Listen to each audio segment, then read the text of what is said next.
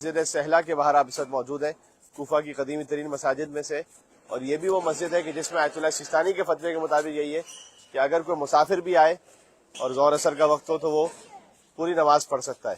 تو گویا آپ اس مسجد میں بھی اپنے آپ کو فیل لائک ہوم. اور اس کی خاص وجہ ہے کہ وجہ یہ ہے کہ جب امام زمانہ ظہور فرمائیں گے تو ان کا گھر یہ ہوگا. تو آپ سوچیں کہ ہم سمجھتے ہیں کہ ہم کسی آیت اللہ کے گھر جائیں ملنے کے لیے، کسی مجتہد کے گھر جائیں یا کسی ڈگنیٹری کے پاس جائیں، تو اس وقت آپ امام زمانہ علیہ السلام کے گھر پہ جا رہے ہیں جو امام کا گھر ہے. اس لیے ایک امام کے گھر میں داخل ہونے کے لیے اذن دخول ہے، تو سامنے لکھا ہوا ہے. اس مسجد کو مسجد سہلا کیوں کہتے ہیں؟ ایک وجہ تو اس کی ہسٹوریکل یہ ہے کہ جس نے یہ مسجد بنائی تھی اور جس نے اس کو آباد کیا تھا اس کا نام سہیل سے تھا اور اس کے نام سے اس کو سہلا رکھا گیا. لیکن ایک وجہ جو بیان کی جاتی ہے وہ یہ بھی ہے کہ سہلا کا لفظ سہل سے، سہل اردو میں بھی یوز ہوتا ہے یعنی ایزی، آسان. چونکہ اس مسجد میں دعا قبول کروانا بہت آسان ہے لہذا اس کو مسجد سہلا کہتے ہیں. اور آپ جب اندر جا کے دیکھیں گے تو آپ کو بہت سارے مقام نظر آئیں گے. مقام حضرت ابراہیم علیہ السلام، مقام حضرت ادریس علیہ السلام. تو یعنی یہ مقام کا مطلب ہے کہ عبادت کی جگہ. تو یہ تمام انبیاء کی عبادت کی جگہ رہی ہے، اور اسی میں وہ مقام ہے جہاں میں نے آپ کو کل ذکر کیا تھا کہ مقام انبیاء و صالحین، کہ بقول کسی کے کہ اللہ کا شکر ہے کہ سارے انبیاء نے ایک ساتھ نماز پڑھ لی تو ہم ایک ہی جگہ نماز پڑھیں، الگ الگ نہیں پڑھنی پڑے گی. لیکن کچھ جگہوں پر الگ الگ بھی ہے.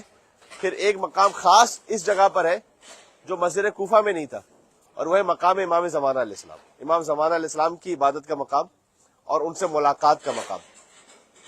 ایک واقعہ منقول ہے، اللہ جانے یہاں پر پیش آیا یا کہاں پر، لیکن سید مہدی بحر العلوم سے منقول ہے، شاید یہیں کا واقعہ ہے کہ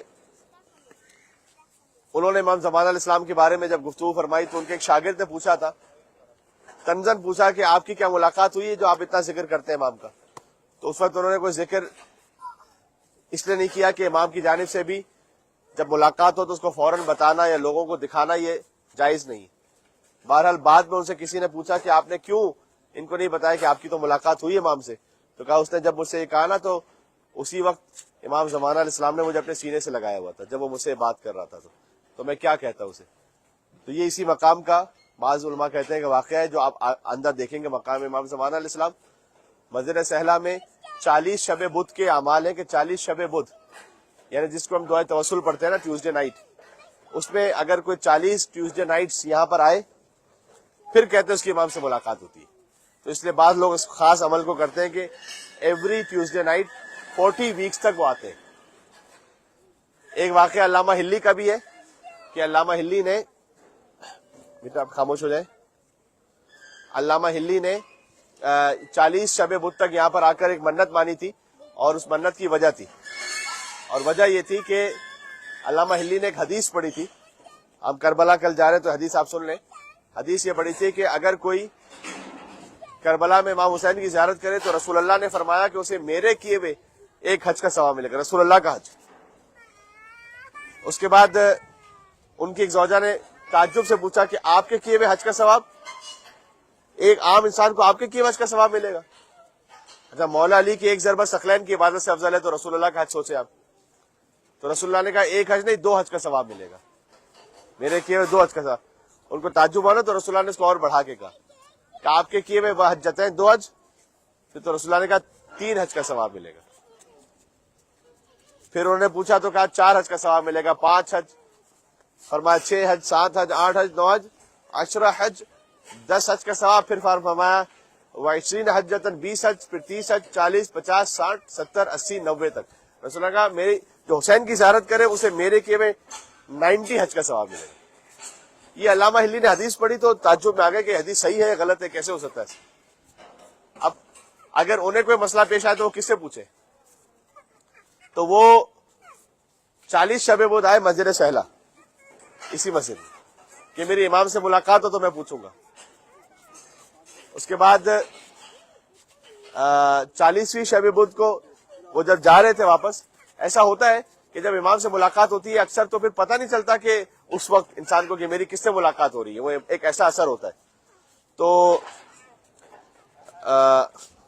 امام علیہ السلام کہتے ہیں کہ میں جا رہا تھا تو راستے میں ایک شخص مجھے ساتھ میں ملا، اور اس نے میں نے اس نے مجھ سے بات شروع کی تو مجھے بات کرتے ہوئے لگا کہ میں تو اس کے مقابلے میں کوئی بہت ہی کم علم ہوں اور یہ تو بہت بڑے کوئی عالم ہے. تو میں تعجب میں پڑ گیا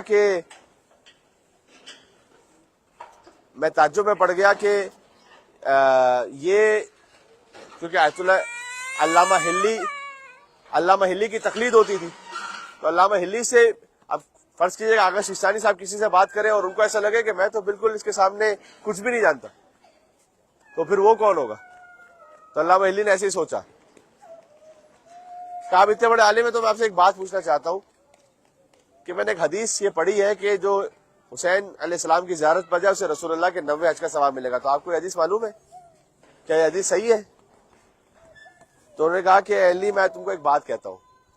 فرض کرو کہ ایک بادشاہ ہو, وہ جائے ایک جگہ پر کسی جنگل میں اکیلا رہ جائے, شکار کے لیے جائے, گم ہو جائے اور وہ مرنے کے قریب پہنچ جائے کہ اب اس کے پاس زندگی بچانے کے لیے کچھ بھی نہ ہو.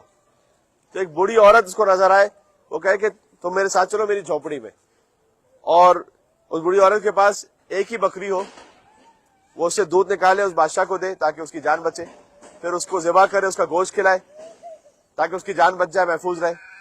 اور اس کے بعد جب بادشاہ کی فوج اس کو لینے کے لیے آئے اور وہ بادشاہ کو لے کر چلی جائے تو بادشاہ اس کو ایک تحریر لکھ کے دے کہ اگر تمہیں کبھی ضرورت ہو تو میرے پاس آنا, تو میں اس احسان کا بدلہ عطا کروں گا. اور وہ بوڑھی عورت کبھی بادشاہ کے پاس جائے اور یہ کہے کہ میں نے آپ کو اس وقت آپ کی جان بچانے کے لیے وہ بکری کو ذبح کر کے کھانا کھلایا تھا, تو اے ہلی اگر وہ ایک بکری کے بدلے میں ایک ہی بکری دے تو کیا وہ احسان ادا ہو جائے گا؟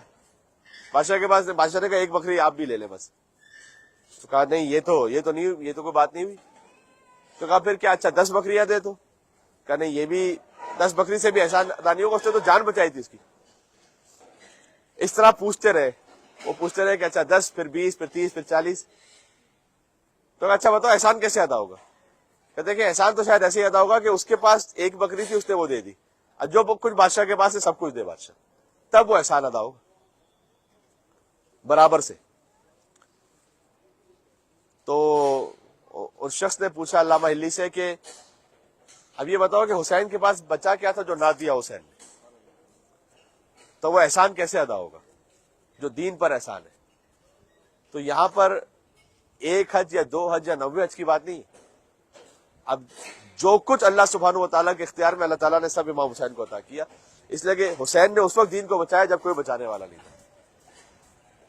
علامہ ہلی کو اس وقت تھوڑا سا محسوس ہوا کہ یہ میرے امام زمانہ علیہ السلام جن سے میں بات کر رہا ہوں مجرِ سیلہ سے باہر. تو کہتے ہیں میں کیسے کہوں ان سے؟ اب آپ کسی کسان کو کہیں کہ تم کیا امام زمانہ ہو تو کیا لگے گا اسے؟ کہتے ہیں اگر یہ امام ہے تو میں ایسا کرتا ہوں کہ دونوں گھوڑے پہ جا رہے تھے تو اپنا ہینڈ کرچیف جو تھا نا وہ علامہ ہلی نے گرایا نیچے زمین پر, اور اس کو انٹینشنلی گرایا, اس کو اٹھانے کے بہانے نیچے جھکے کہ میں اس ذریعے سے امام کے قدموں کو ہاتھ لگا لوں اگر یہ امام ہے تو کہتے جیسے ہی میں جھکا تو وہ بھی جھکے اور انہوں نے میرا ہاتھ اپنے ہاتھ میں لیا. تو کہتے میرا وجود میں کانپ رہا تھا اندر سے کہ یہ کیا ہو رہا ہے. تو کہتے میں نے ان سے پوچھا کہ اب آپ مجھے ایک آخری جواب اور دے دیں کہ اس وقت میرے امام کہاں پر ہے. تو کہتے انہوں نے مجھے جواب دیا کہ اے ہلی اس وقت تمہارا ہاتھ تمہارے امام کے ہاتھ میں. یہ واقعہ مجرِ سیلہ سے باہر یہاں پہ پیش آیا. تو 40 شب بدھ یہاں آئے تھے تو پھر امام کی ان سے ملاقات ہوئی. تو یہ مسجد کافی ایک خاص امام زمانہ علیہ السلام کے حوالے سے کافی ایک خاص حیثیت رکھتی ہے. مسجد کوفہ کی حیثیت زیادہ مولا علی علیہ السلام سے تعلق کی اور یہ امام زمانہ علیہ السلام سے تعلق کی, اور اس میں بھی کچھ اعمال ہے. مسجد کوفہ سے تھوڑے کم ہے لیکن بہرحال اعمال ہے اور اچھے ایک کیفیت ہے. جب آپ اندر جاتے ہیں تو فیل ہوتا ہے کہ آپ امام زمانہ کے گھر میں, جب امام اپنے گھر میں رہیں گے ظہور کے بعد اپنی فیملی کے ساتھ یہاں رہیں گے, تو ایک مومن کے لیے ایک سعادت ہے کہ وہ اپنے امام کے گھر میں جا رہے ہیں اندر. اور یہ امام جب آپ کسی کے گھر جاتے ظاہر بیل کرتے, اب یہاں کیا بیل کی جائے, یہاں یہ عزت دخول پڑھا جائے اور امام کے گھر میں داخل ہونے کی اجازت ہے. نعرہ صلوات, اللہم صلی علی محمد وعلی محمد.